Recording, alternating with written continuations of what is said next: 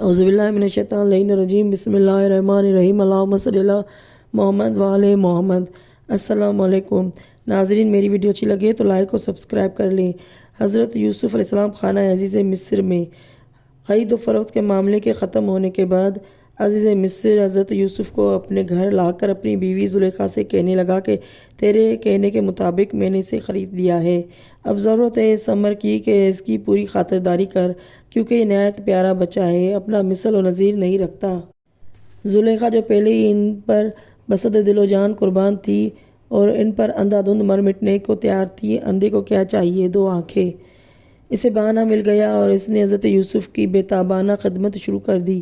ان کے لیے مختلف قسم کے بے شمار کپڑے تیار کرائے، ان کے رہنے کے لیے ایک کمرے کو شاہانہ انداز میں سجایا، بروایت ایک عمدہ قسم کا محل تیار کرایا۔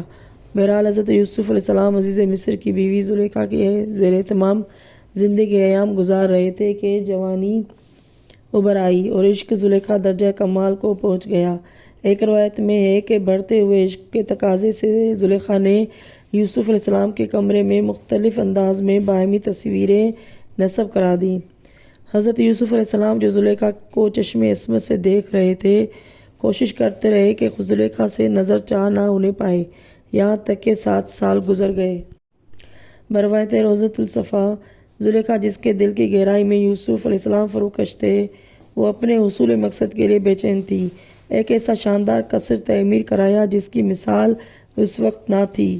اس قصر کو زر و جواہرات سے مرصع کیا گیا تھا۔ اس میں اپنی اور یوسف کی ایسی تصویریں بنوائی تھیں جو نہایت مؤثر اور سخت ہیجان پیدا کر دینے والی تھیں۔ بالآخر ایک دن زلیخا نے مناسب وقت میں یوسف کو اپنے پاس بلوایا اور قصر کے اس کمرے میں لے گئی جو 7 کمروں کے بعد تھا۔ سب میں تالے لگا دیے، پھر وہاں پہنچ کر دوسرے مقصد کی طرف متوجہ ہوئی۔ اسی دوران میں اس کی نگاہ اس بت پر پڑی جو دیوار میں نصب تھا۔ اس کی بڑی بڑی ہیرے کی آنکھیں چمک رہی تھیں۔ وہ اپنے بستر سے اٹھی اور اپنے پتھر کے خدا کی نابینائی آنکھ پر پردہ کھینچ کر پٹی باندھ دی۔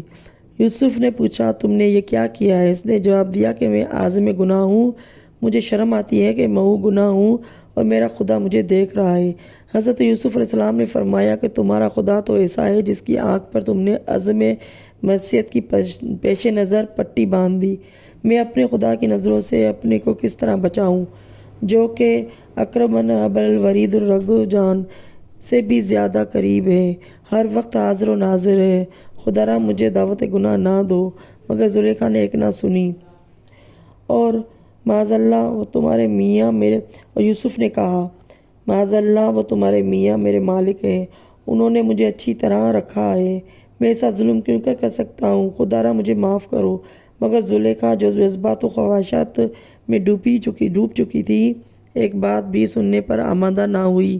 بالآخر حضرت یوسف علیہ السلام نے کمال جرأت، زور نبوت و طاقت و عصمت سے کام لے کر زلیخا کے بت مقصد کو پارا پارا کر دیا۔ برہان رب کی روشنی میں تاریکی گناہ سے جان بچا کر نکل بھاگے۔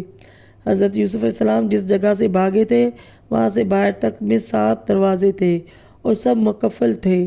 قدرت خدا، یوسف جس دروازے کے قریب پہنچتے تھے قفل خود بخود کھل جاتا تھا اور دروازہ وا ہو جایا کرتا تھا۔ زلیخا جو ان کے پیچھے دوڑ رہی تھی 7ویں دروازے پر انہیں پکڑنے میں کامیاب ہو گئی۔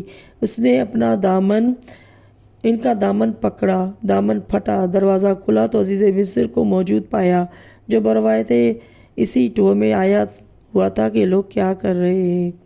اللہم صلی علی محمد وعلی محمد۔ ناظرین، میری ویڈیو اچھی لگے تو لائک اور سبسکرائب کر لیں۔ اگلی ویڈیو تک کے لیے اللہ حافظ۔